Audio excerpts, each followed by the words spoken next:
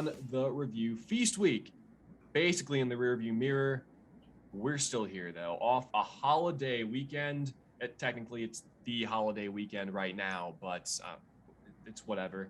This is being released Monday after the fact, so get over it, people who listen to this podcast.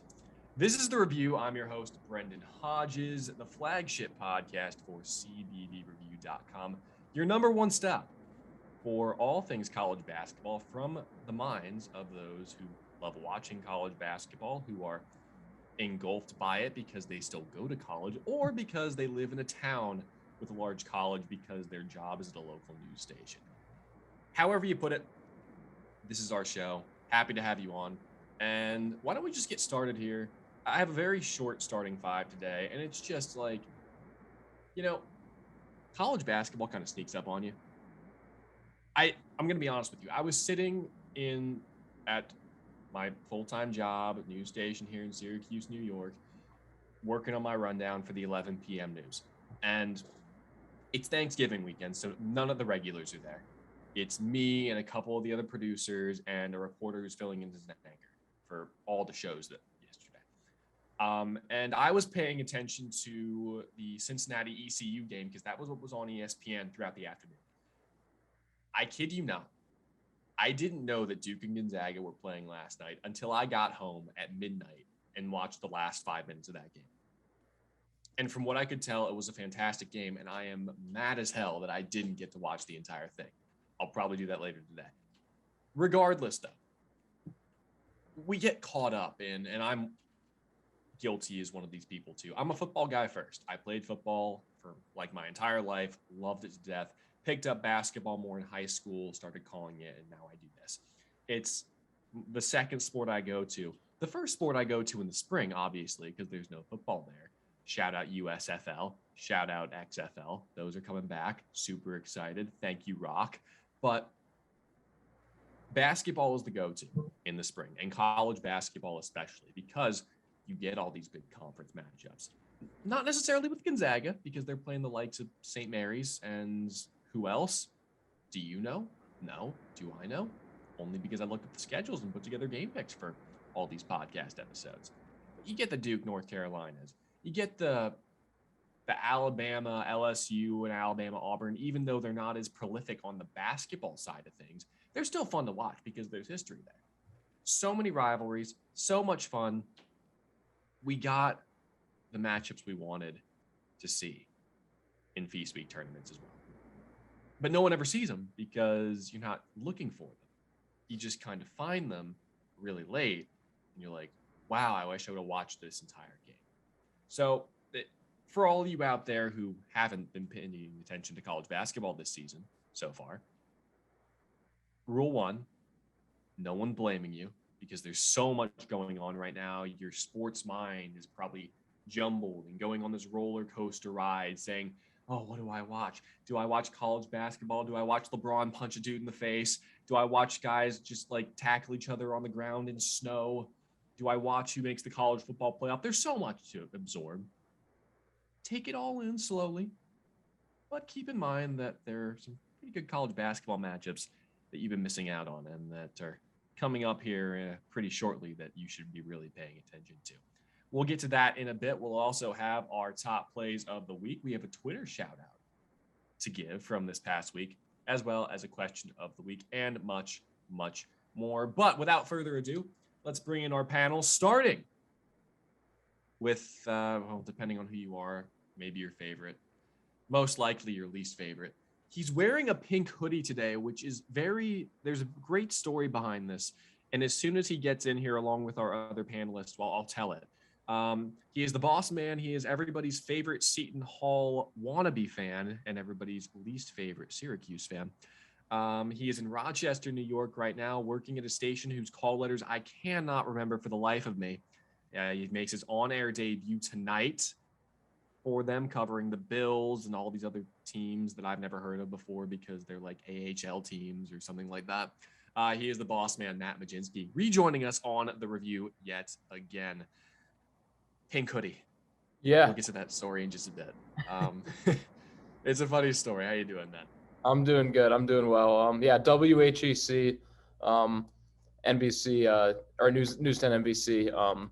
That's the station. Around 6:15 and 11:15 Eastern tonight. So looking forward to that. Full slate of games in the area. So it might not be. I mean, we got the Bills and the Sabres, so we got two pro teams that we cover, just not in town. So it's kind of like a little different. But and then of course Syracuse as well. So we kind of steal from you. But I'm not the sports guy at my station. I'm just a producer. That's true. You also have UB to worry about, though. We do.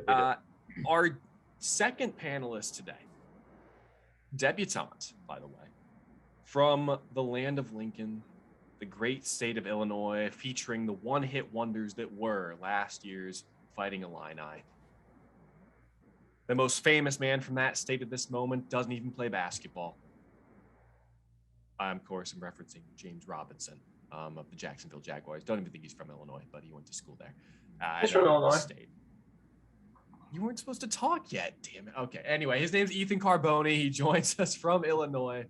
About as dull a background as I have, at least he has furniture in the background and a pillow. Is that a Bears pillow? Probably. God, I'm so sorry. I am so sorry. Anyway, before we get to the action last night, it's a quick story about Matt's pink hoodie. For those of you listening, you can't see it. Very iconic look for him. For those watching, you can see it. It may not look pink, it is. Last year, around about 2 months previous last year, Matt, along with a couple of friends of ours, went to Niagara Falls. And all of us thinking we're going to go on the Maid of the Mist, that boat that goes into the falls, bring extra clothes. This man, only one who did not bring extra clothes. He was wearing that pink hoodie. Ethan, you're not going to believe this. He was wearing pure, I'm talking quartz, white shorts. I don't know what color his underwear were that day, but if we would have gone to the Maid of the Mist, we sure as hell would have known what color underwear he was wearing that day, because that man had nothing to put on his body that wasn't already on it.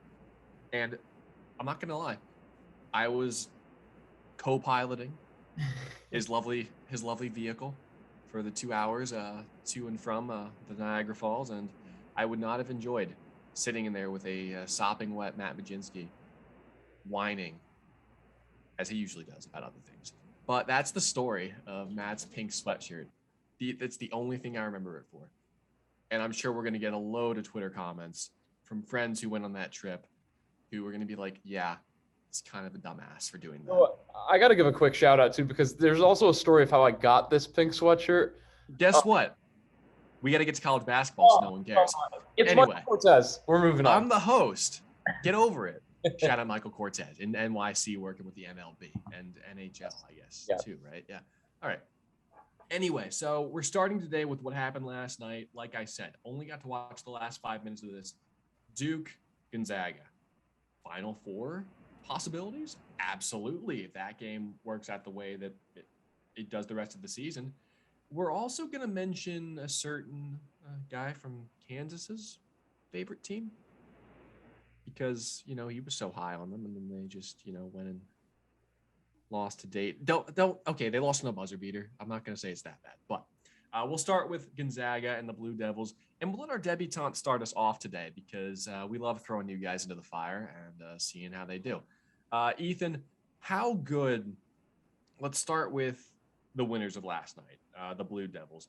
How good do you think they can be this season, knowing what you do know about how they performed against a Gonzaga team of that stature, albeit very early on in this season?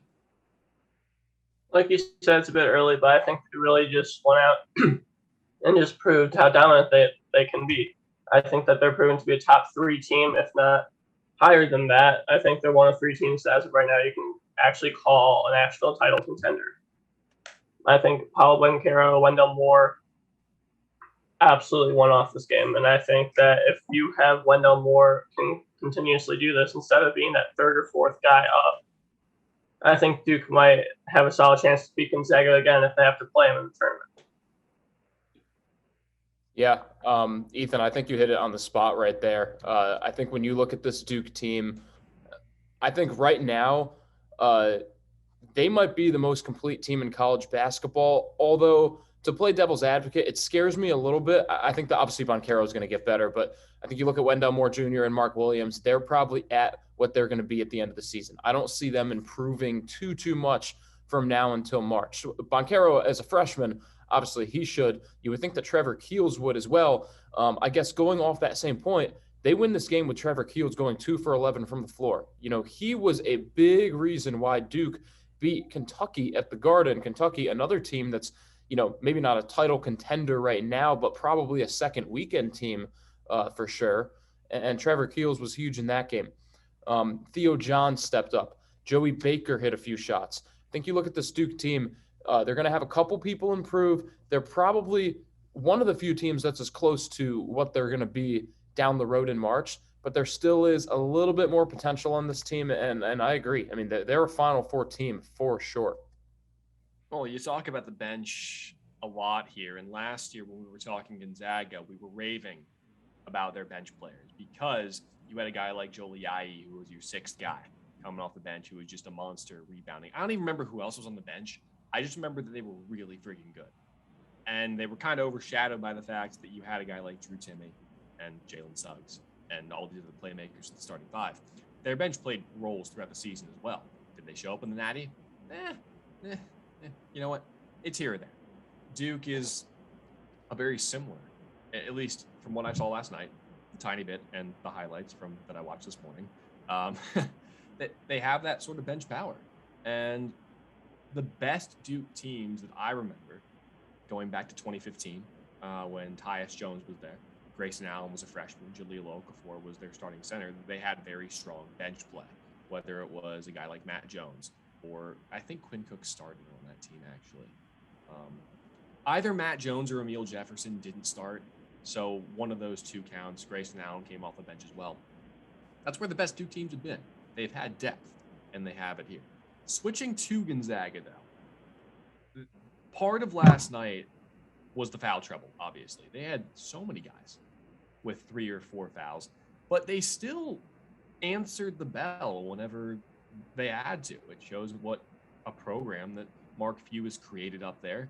You have experienced guys like Andrew Nemhard who are helping to mold these younger players around him as well. What is the ceiling for Gonzaga this season, Matt? What is the floor for Gonzaga this season? Yeah, I think, Brendon, the ceiling is still a championship. I think that was clearly the ceiling last season. I think it's the season this season, although I think the floor is a lot lower.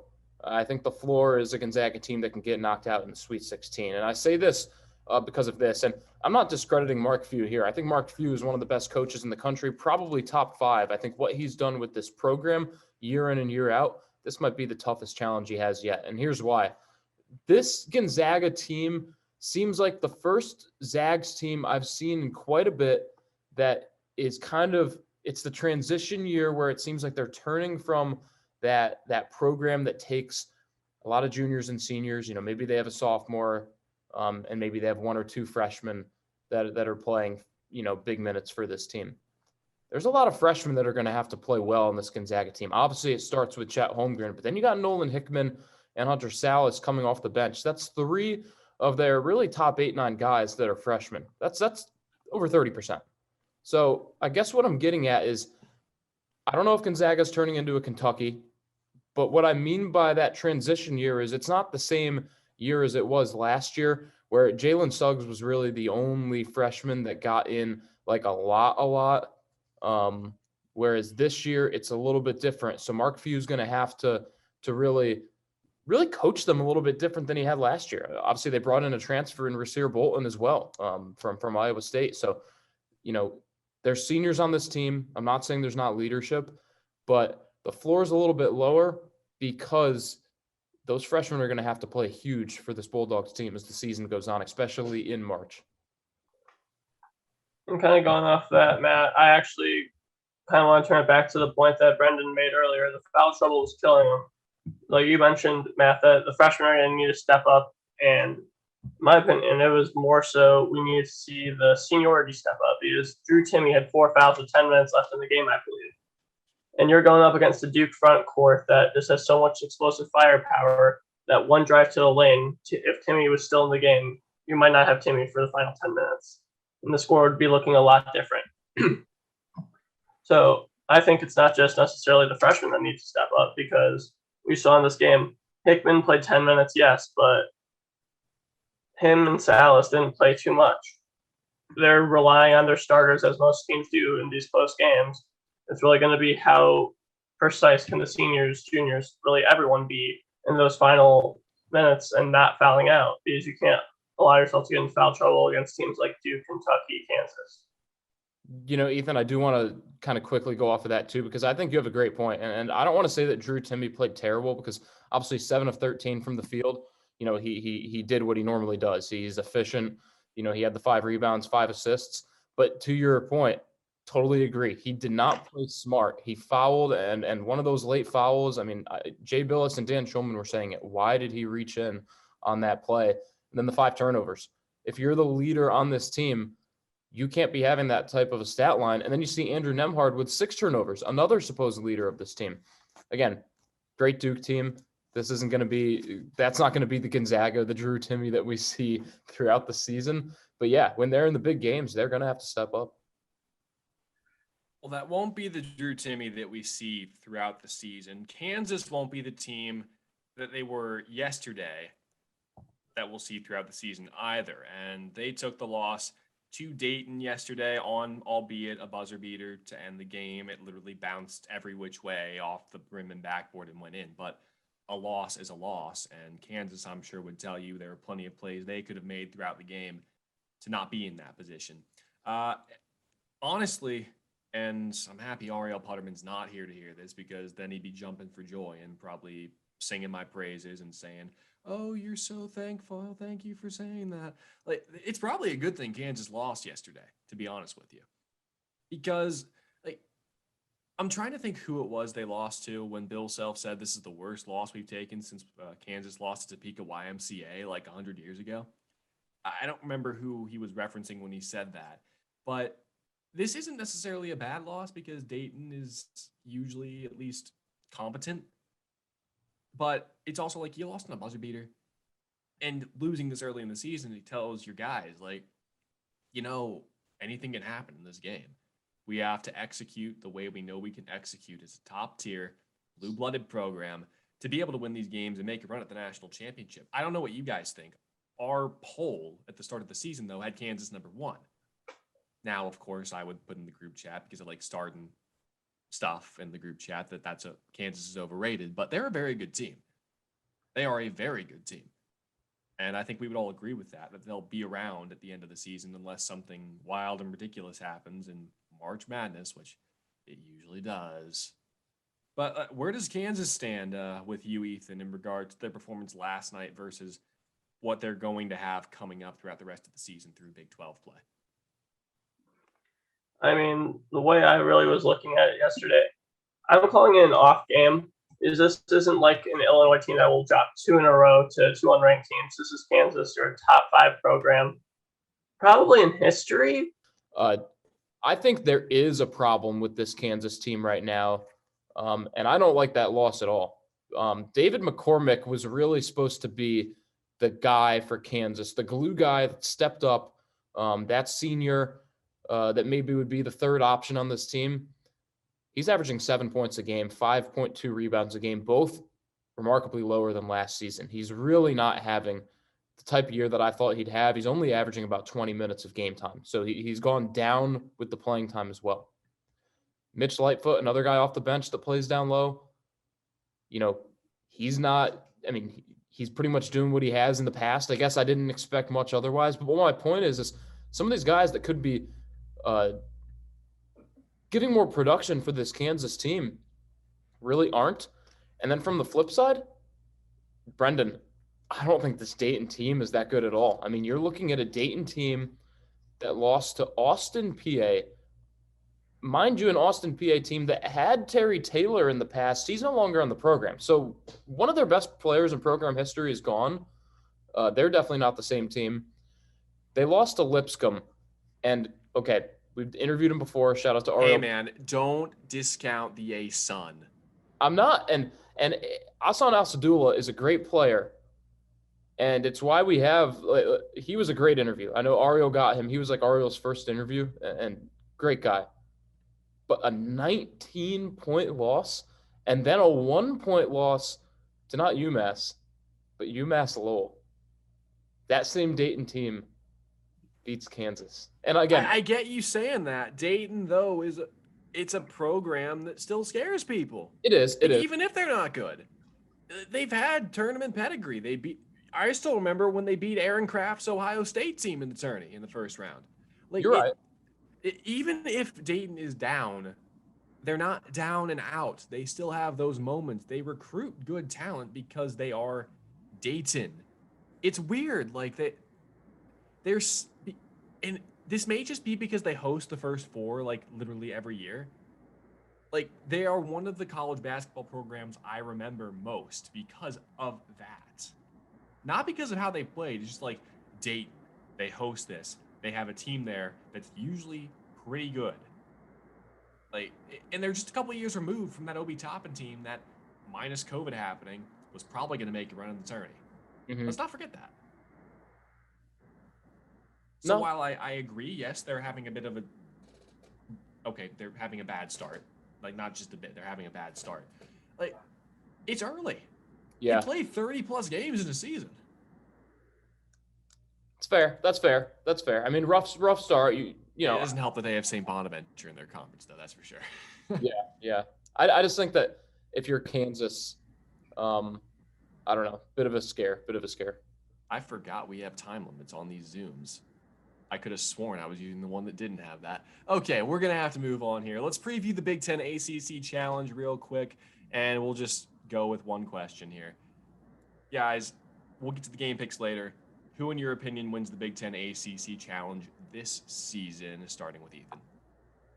Great, you're really putting me on the spot. All right. Well, as the Illinois fan in the room who actually has some sort of I guess both you have interest in this, but both of the teams that you really root for in this aren't doing too hot right now. So obviously, like I said, we throw new guys into the fire a lot. Fire away, sir. All right, I'm thinking that Big Ten wins it. No, that's not bias. I just think that they have a few more favorable matchups than the ACC does.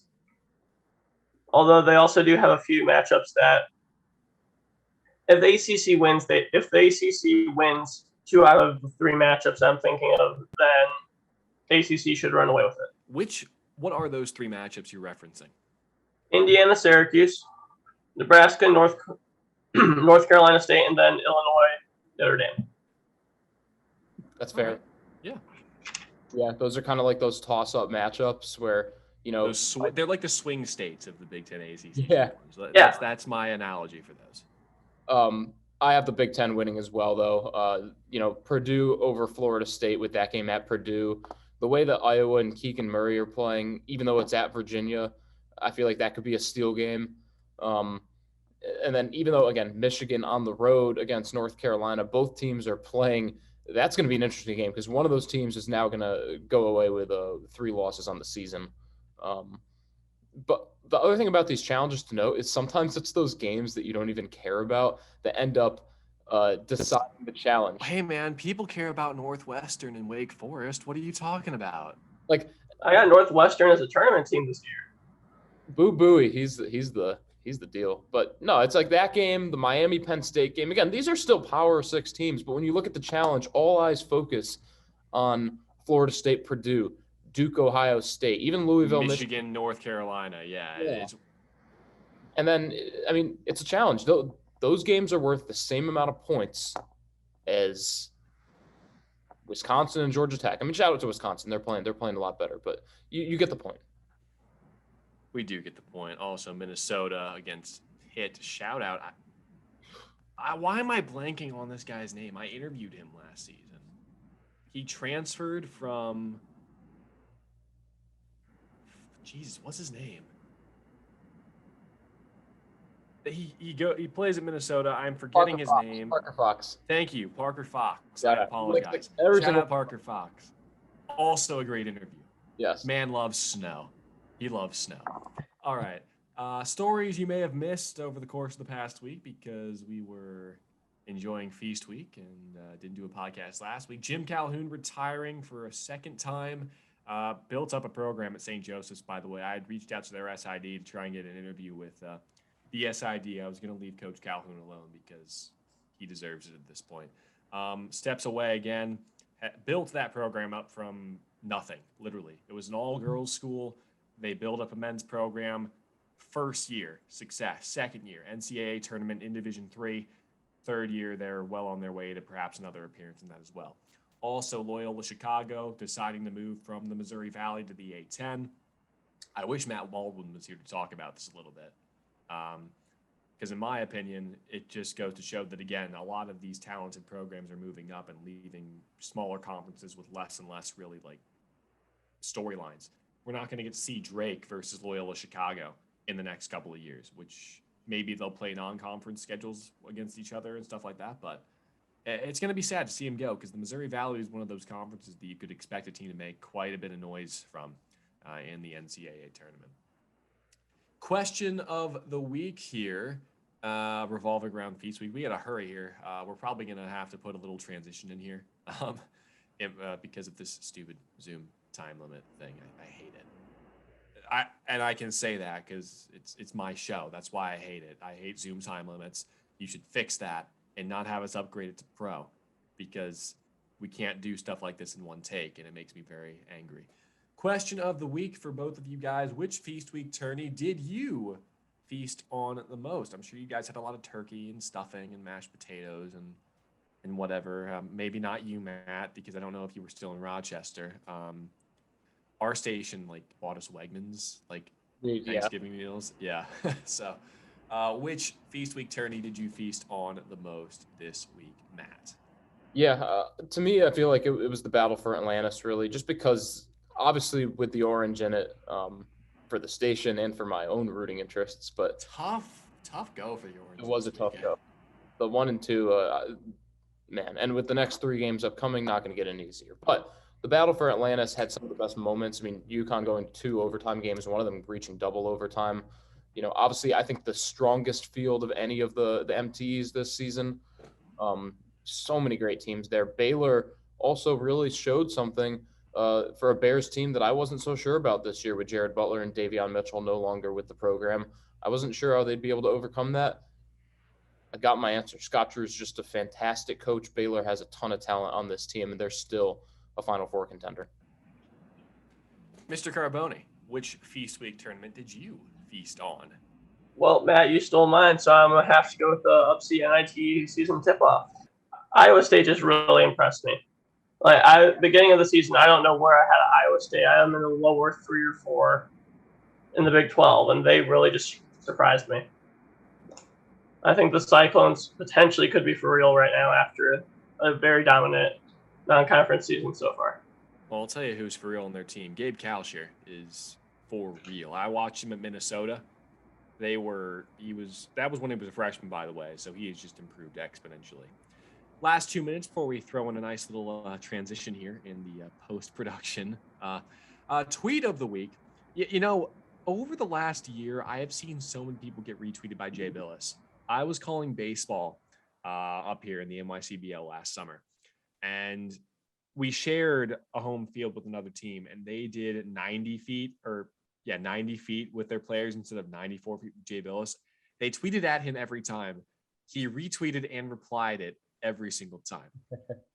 Now, CBB Review has gotten retweeted by not only Seth Greenberg, right, but also now Jay Billis. Stephen Kirk II, avid Kentucky fan, obviously watching the game last night, does some refereeing. He does. I guess he doesn't take kindly to Jay Billis ripping the officials as quite as much as he does. I quote this, of course, from Stephen Kirk II at @skirk. That's KIRCK. You can follow him on Twitter.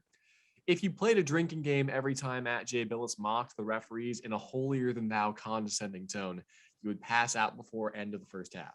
# try it before you mock it. # it's not as easy as you think. Jay Billis retweets and replies, it's actually easier than you think. The officials don't have opponents trying to stop them. So thank you, Jay Billis, for giving us content on this episode. Thank you, Steve Kirk, for trying your hand at rooting out a legend, you succeeded, even if it cost you in the end on the Twitterverse. Okay. Anyway, let's get into the latter half of our episode today. Let's review top plays, top performances of this past week. Both of our writers have, at least to my knowledge, brought one or two with them. At least I hope they did, because if they don't, then the segment's going to go about as good as Matt's haircut is right now. But yeah, let's start with Ethan again. Ethan, your first top play or top performance of this past week. I'm probably going to go Yauhen and Vasilevsky because obviously UAB dominant team. I think a lot of people picked them to win the CUSA this year. I think both of you did. So he led San Francisco with 23 points and 13 rebounds to beat UAB. I think that's very impressive personally because San Francisco, while they have been a good team in the past, they're not necessarily a contender. Obviously, no one is in the West Coast Conference, but they're not contending for a spot in March Madness anymore. I think just handing it to UAB, a team that's potentially could make a run at the Elite Eight this year, that's just very impressive to see from a player that I don't think I learned his name before just seeing a couple clips of this game. Yeah, this is the first time I've heard his name. This is also the first time I heard that I picked UAB to win Conference USA. But if I did so, I would like to say I think I made a very good pick, minus whatever happened to them this weekend, because obviously I did not watch that game. Matt, your first pick for top plays and performances. Yeah, I'm gonna go with the top plays from the Fort Myers tip-off. First off, the buzzer beater to put Ohio State over my Seton Hall Pirates, and then a couple days later, the Florida buzzer beater to put the Gators over the Buckeyes. I mean, it's not that often that, again, in these tournaments, I look at it as I know that you have the 3rd, the 5th, the 11th place game, whatever it may be. It's the 2 semifinals games and the championship. I don't look at the consolations the same way. So the fact that in the 3 tournament games you had 2 buzzer beaters, that's pretty impressive. And the way that they were hit, both like really long threes, and both were open. It wasn't like they were I'm not saying like they were lucky shots by any means. Ohio State was open, Florida was open. They were just really impressive shots to put those teams up and give them the wins, and both to give quality wins as well. Yeah, Sam Bass's Ohio State Buckeyes had a very high and a very low, and well, we'll see how they do. Sam Bass's like 17 teams are all over the place this season so far. We'll have to have him on at a later date to decide which of these teams is actually his team, because I'm not going to accept the fact that he has like 6 or 7 teams in college basketball. Ethan, your second top play and performance of the week. As much as I'd love to go Kofi, it's expected against UT Rio Grande Valley that you should be putting up record numbers if you're Kofi Cope. But obviously the score wasn't what I wanted to see. But Alfonso Plummer, with 2 starting guards out, he had to make the step up. He went off 30 points. He shot phenomenally. 8 of 14 from field goal and then 6 of 11 from 3. He's a 3-point shooter, and I really don't think without Plummer, I don't think anyone else would have stepped up. It's really Plummer and Coburn the reason why Illinois won that game, and Plummer really showed why he'll be a valuable asset and why he was one of the better players at Utah last year. Yeah, I agree with that totally, and I get your point too. I mean, I think Kofi still had obviously 38 points. You can't deny that that's a great game, but again, yeah, against, if it was against Iowa or something or a Big Ten opponent, we'd be talking about that a lot more. And he's had plenty of those great games.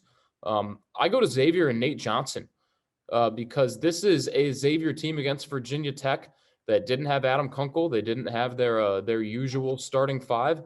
And Nate Johnson, the transfer from Gardner-Webb, went off for 30 points, hit 7 threes, and beat Virginia Tech, a Virginia Tech team that has been pretty good this season, and a Xavier team that at the same point needed a win because they lost to that Iowa State team that impressed you, Ethan. So Xavier, they didn't want to go 0-2 this week, and they got that big-time win over Virginia Tech, and Nate Johnson was really the reason why. Well, those are our top plays and or performances of this past week. And, we've reviewed the past week. Now let's get into the fun stuff where I really make fun of all of you due to your lack of intellectual skill when it comes to basketball. And we try and predict what's going to happen over the next week, which will ultimately fail miserably because we can never predict the future extremely correctly. It is our 3-point play this week featuring Mat Mlodzinski, Ethan Carbone. I'm not going to lie, I don't have points tallied up, so my bad. I have no idea who's winning at this point. It'll probably be Matt because he's been here more than everybody else again. So, yeah. Like I said, and like you probably know, 3 questions, each worth 1 point, a 4th question at the end. I've just been giving it out this time because I don't want to waste good trivia questions. They're very specific to the week. And so I don't want to just be like, wow, no one got to it, so I can't use it. That would piss me off. Sorry for anyone who is mad at the fact that I'm a little saltier with language this year. I only use stuff that be in the Bible. Just saying. Anyway, 3-point play. 2 questions from stories we may have missed that I talked about. 2 questions from this past week as well. We'll start with question 1. First of all, everybody has their writing utensil and paper. Yes. Can you show them to me? I even got a Matt little with his ID card sized paper. Okay. We'll start with Loyola Chicago. Remember, they joined the Missouri Valley from the Horizon League back in 2013. That seems like a really long time ago. I was 15 and didn't know what Loyola Chicago was. Never even heard of it before. That was when they joined the MVC. Their first season in that conference didn't go all that well. They went 10-22 overall, 4-14 in conference. Since then, though, how many losing seasons have the Ramblers had?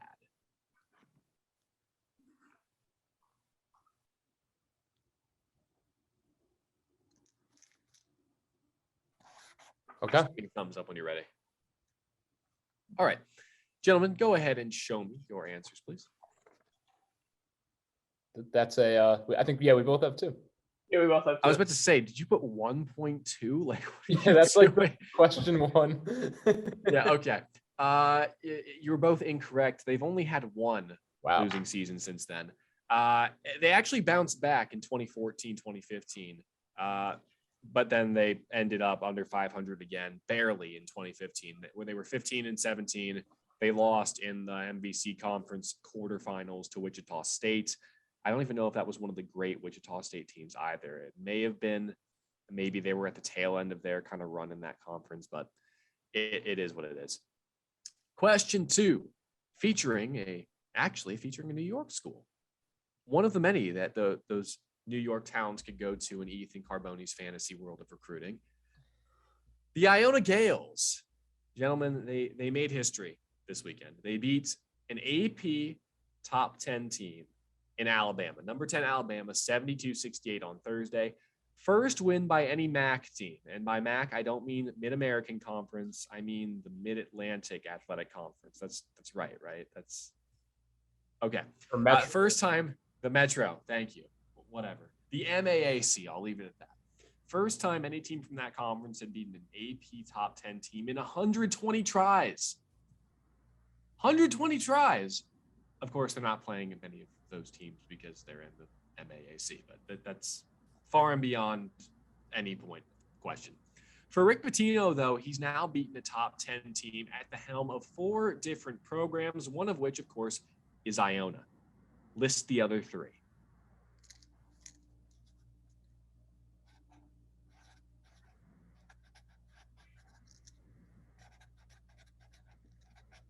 You're testing my knowledge. I probably wasn't even alive during this. Hey, man, I roll deep with these questions. I made Matt look stupid way too many times for his own good. Of course, his haircut's making him look stupid today more so than my questions, but it's okay.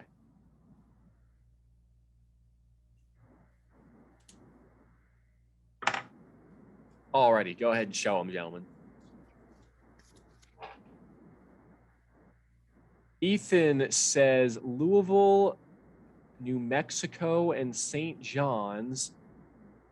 Matt says Louisville, Providence, and Kentucky. I think Ethan may have been confused by the question. Not teams that he's beaten that were top 10, even though I don't think New Mexico's ever been a top 10 team ever. Teams that he has coached to wins against top 10 programs. Matt is correct, though. It is Providence, Kentucky, and Louisville. I don't know if those are the only 3 schools he's been a head coach at, if I'm being honest with you, besides Iona. So, I think they are. He had that stint with Boston College as well. yeah, you don't need to look that up. We'll let the audience Google that. That's called a tease, ladies and gentlemen. It's a very nice term in news making. You can do it in sports as well. So, we're teasing you to look that up on Monday when this drops. So, you're welcome. Question 3 on now the retired legend Jim Calhoun. True or false question, by the way. So you got a 50-50 chance at getting this right. True or false, not only does Jim Calhoun have his 3 national championships, he also has an NIT championship in his resume. True or false?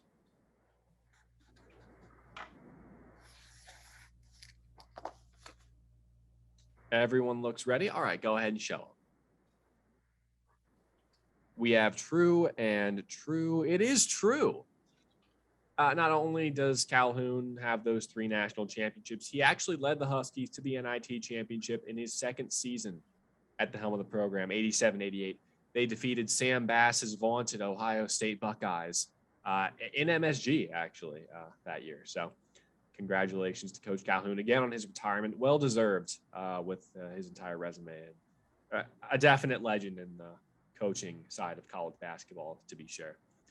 Finally, question number 4, and it's a shame Colin Spiker isn't here to speak with us tonight. Our 4-point play question is about those Duke Blue Devils. They defeated number 1 Gonzaga last night, of course.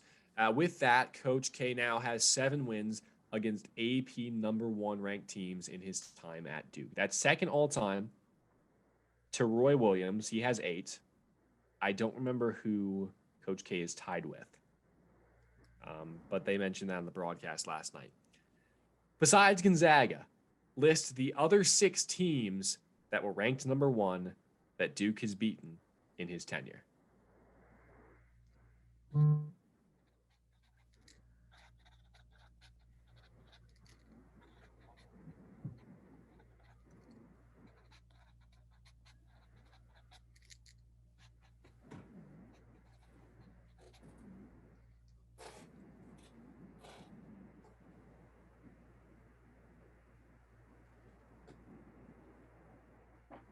I feel like you're tricking me here. Are there any repeats? I don't know, Matt. I don't know.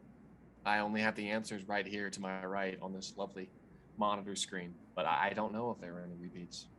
Yeah. Okay. I only have 3 of them. You said that there are 6, right? There are 6. I can tell you that. There are definitely 6.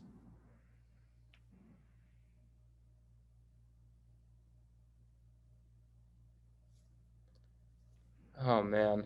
Why do you got to do this, Brendon?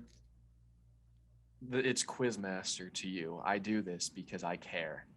I care that we bring premium content to all of our listeners on A, YouTube, B, Anchor, which leads into Spotify and Apple Podcasts, and C, on our website at cbbreview.com. Go check them all out, by the way. Thank you for that transition opportunity, Matthew. We do great content, great interviews with players and coaches. A little less so now because they're all in season and have a lot more to focus on than us.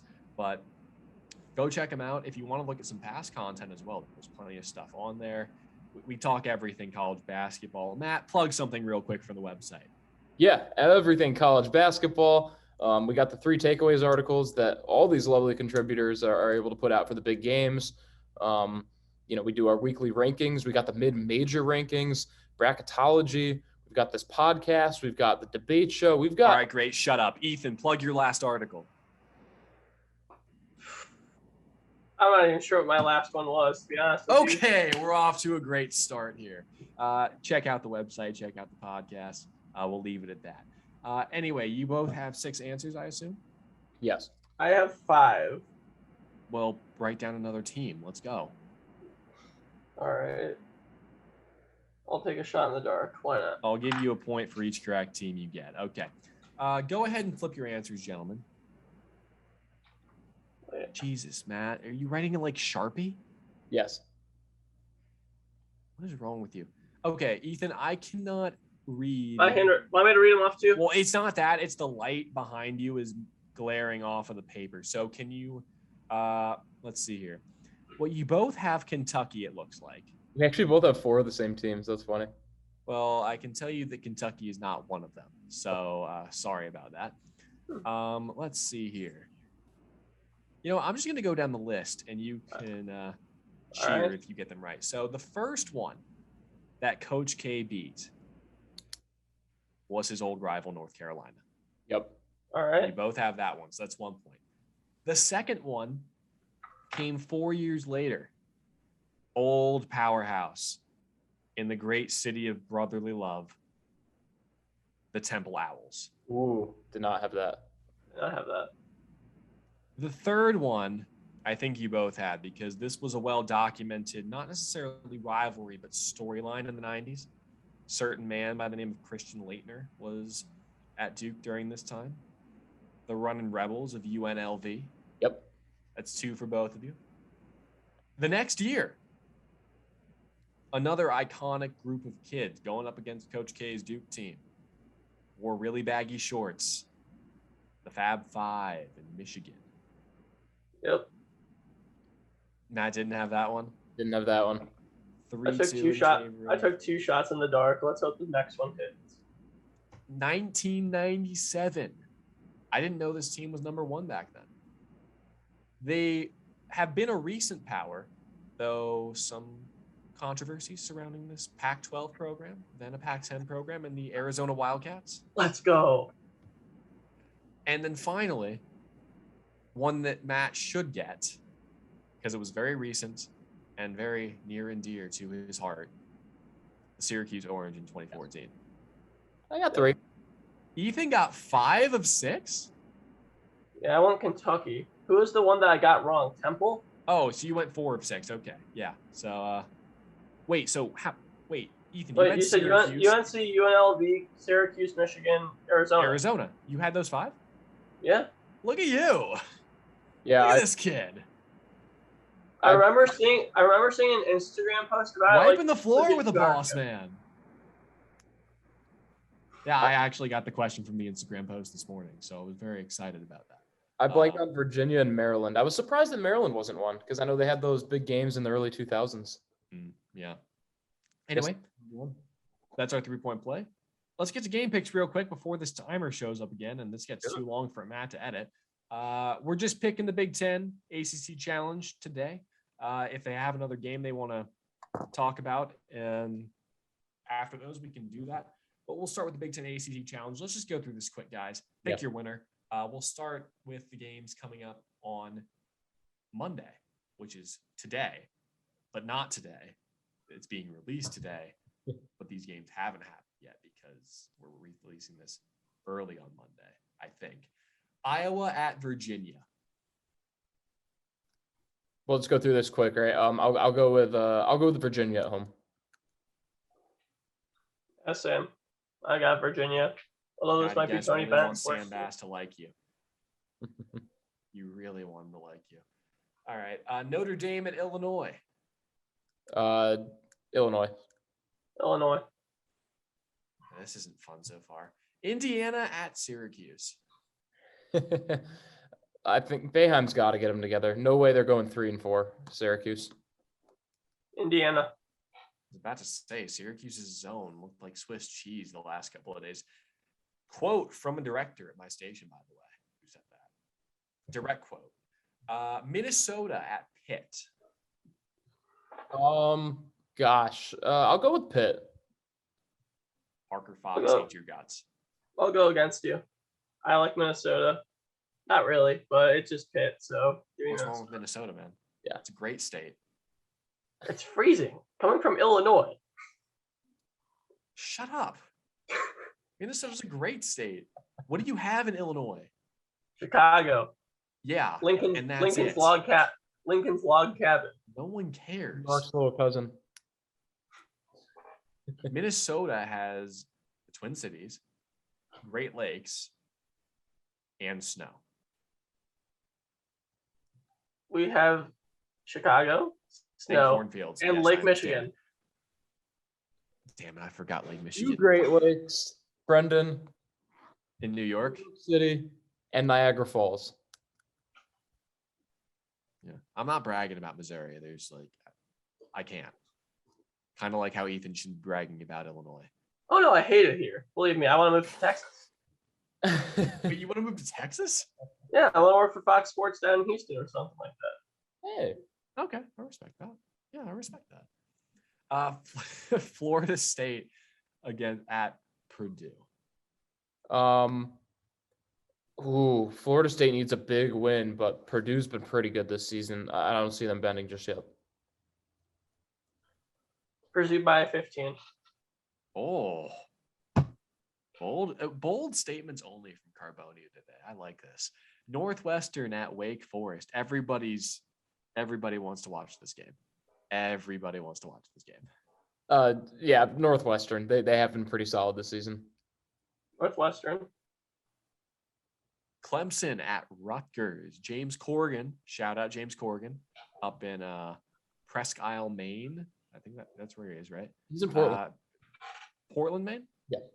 Real huge Rutgers guy. Yeah, huge Rutgers guy. Oh yeah. Yeah. Sorry to my New Jersey foes, but I think Rutgers has not looked good, and Clemson's looked decent. And Brad Brownell gets it done. Yeah, coming into the season, I would have said Rutgers by a mile, but they're not looking good. Give me Clemson. Duke. Well, Colin Spiker's Duke Blue Devils versus Sam Bass's Ohio State Buckeyes. Man, after that big win, how can I not pick Duke? Because Yeah, after a for big sure. win, teams usually have a letdown, Matt. That's how things work. Yeah, but this is Ohio State, Duke. I guess that's a good point. It's not football here. Louisville at Michigan State. Man, even though Michigan State got knocked out by Baylor that big, they impressed me in that battle for Atlantis, especially after the Champions Classic. So I'll go with the Spartans. Same here. Everyone's second favorite game they're going to want to watch this weekend. Nebraska at NC State.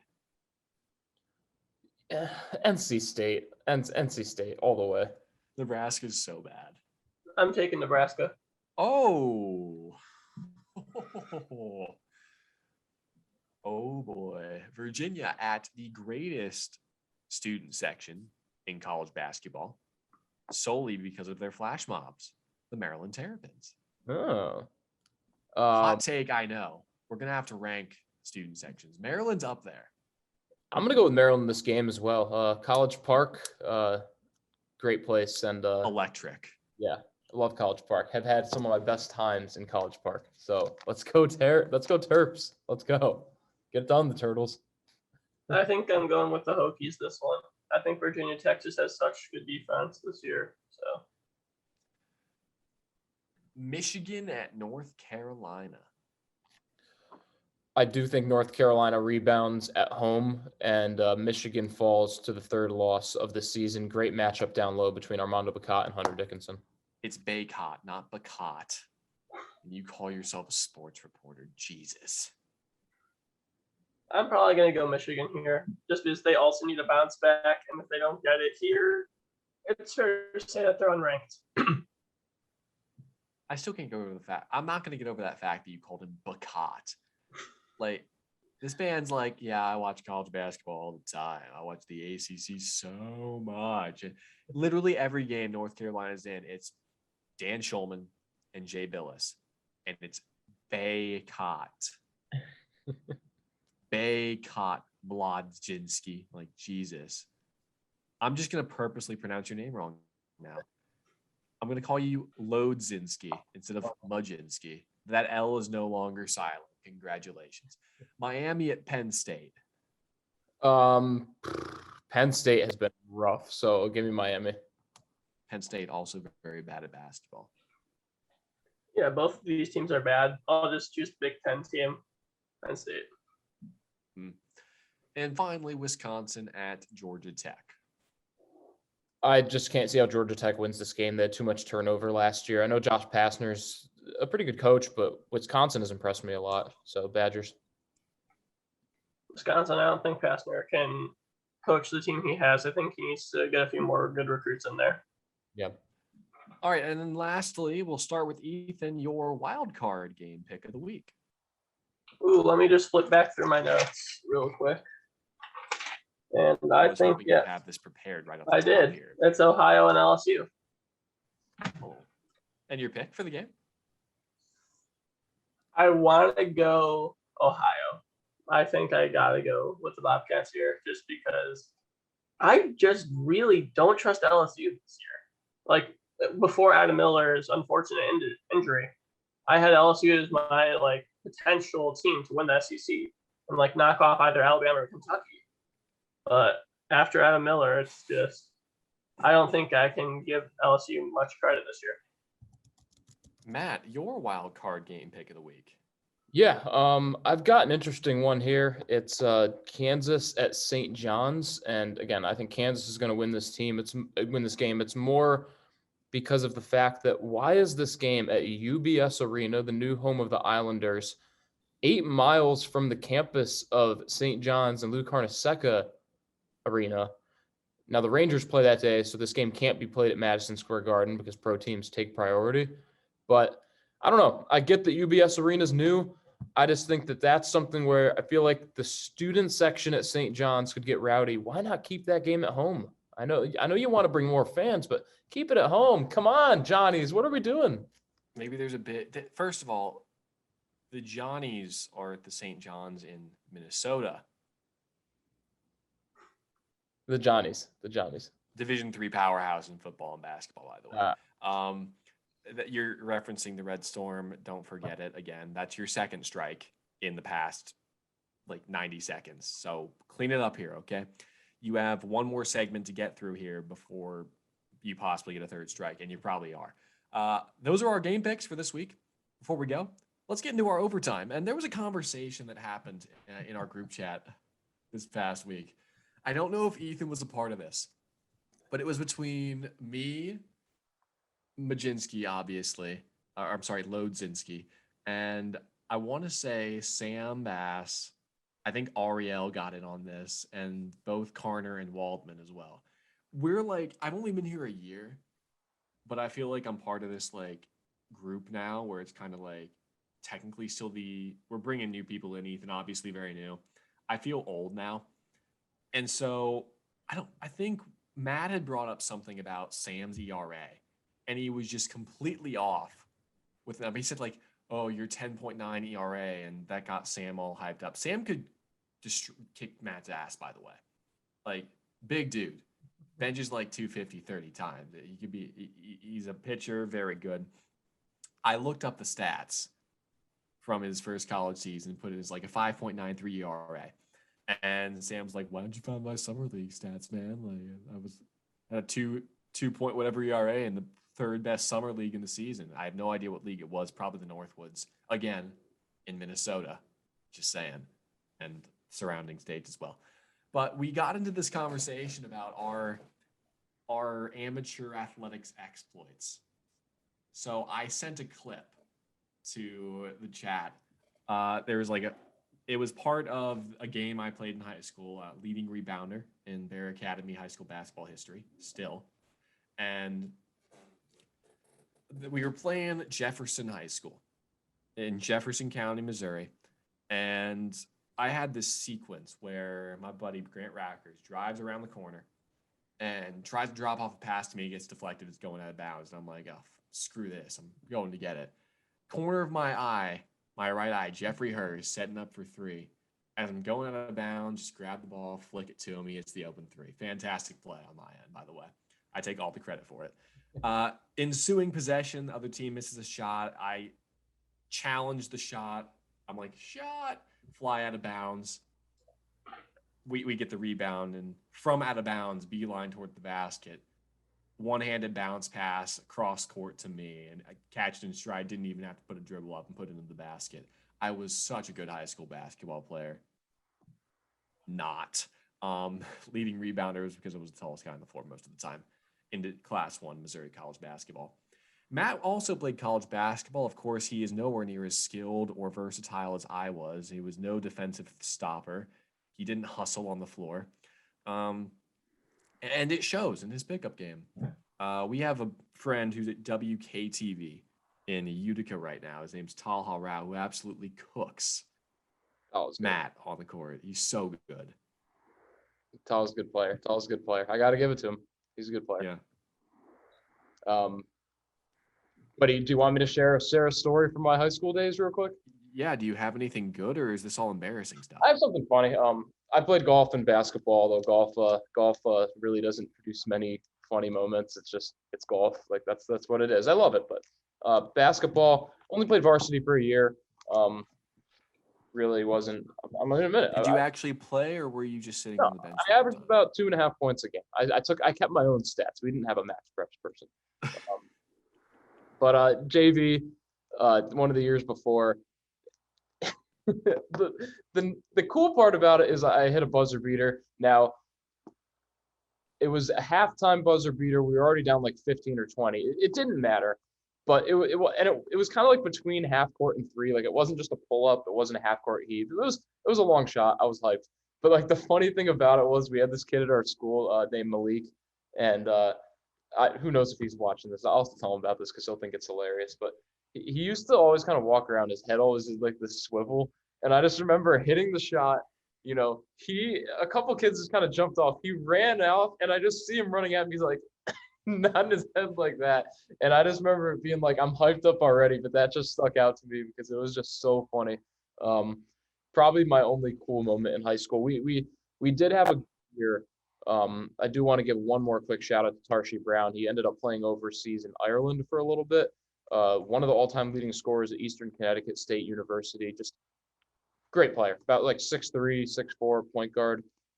Came from Hartford Public, transferred to my small school at Rockville High School in Connecticut, and in his one senior year there, I believe we went 14-6, and then the next year when I was a senior, we went back down to like 4-16 or something. So totally a program changer, and Rockville High School, man, never be the same.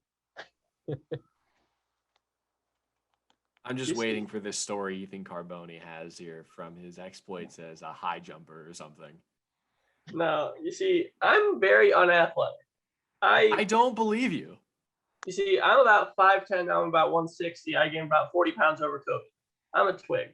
But somehow, back in the day, 5th grade, 6th grade, whatever, I was playing defensive. I'm nose tackle. I 80 pounds nose tackle. And I, like, first play of the game, I leap over the center.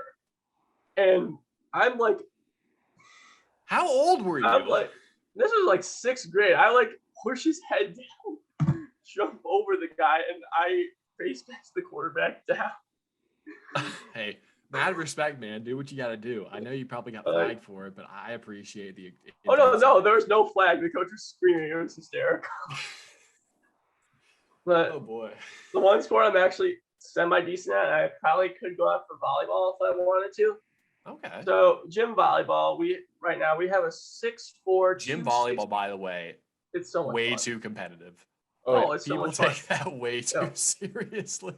We have a 6'4", about 216 kid in the class. Played varsity as a freshman. He's a sophomore right now. So he's going up for spike. First spike of the day. Shut him down. Blocked right on him. It happens 3 more times. I blocked him. First of all, considering you just said you're 5'10", 160, why do I feel like you're lying about this? I'm not. Well, to be fair, he's probably not going his all out, but I blocked this. Oh my, this is too good. Let's wrap it up, boys. I got places to be. Shut up, Matt. I want to hear the story about him blocking a future Olympian. All right. Well, I can't log out. No, stay here. You're the host right now. You can't log out. I haven't given the sign off yet. We play this team again on Thursday. I'll let you know how that goes in the chat. Oh, well, thank you. I'll be awaiting that. And you should be awaiting, meaning the audience, the next episode of the review to come next week. Thanks for listening. We can finally let Mat Mlodzinski go do whatever he has to do in his 2 hours before he shows up for work. He'll just be looking up sports stats and stuff. But thank you for listening, watching, however you found this podcast on Anchor, Spotify, Apple Podcast, or if you watch it on YouTube. We hope you enjoy this on this Monday afternoon, let's say, is when you see it probably. We hope you enjoy the Big Ten ACC Challenge, and we hope you enjoyed all of our stories about high school athletics because we are living in the past today. We'll live in the future next week when we talk college basketball. Until then, though, this has been The Review, signing off.